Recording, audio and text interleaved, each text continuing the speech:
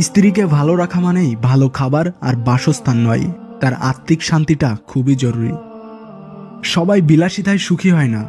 একজন স্বামী মানে যার হাত ধরে তার স্ত্রী সব ছেড়ে আজীবন কাটিয়ে দিবে, যার ফলে তার সর্বগুণ থাকা প্রয়োজন, অথচ সমাজ শুধুমাত্র স্ত্রীর পিছনে লেগে থাকে তাকে জাজ করতে।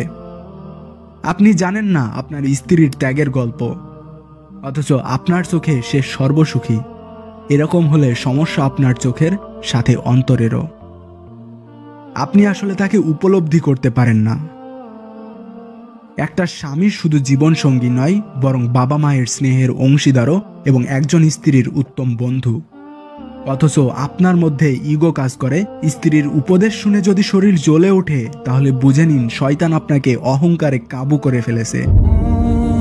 স্ত্রীর প্রতি যেমন স্বামীর কর্তৃত্ব রয়েছে, তদ্রূপ স্বামীর প্রতিও স্ত্রীর পূর্ণ হক রয়েছে। সংসার জীবনে কলহ আসবেই, কিন্তু সেই কলহে জবান দিয়ে যেন এমন কিছু শব্দ বের না হয় যেটা সাংসারিক জীবনটাই বিষাদ করে দেয়। জীবন কেটে যাবে, কিন্তু জবানের কষ্টের ঘা কোনো মলমেই শুকাবে না।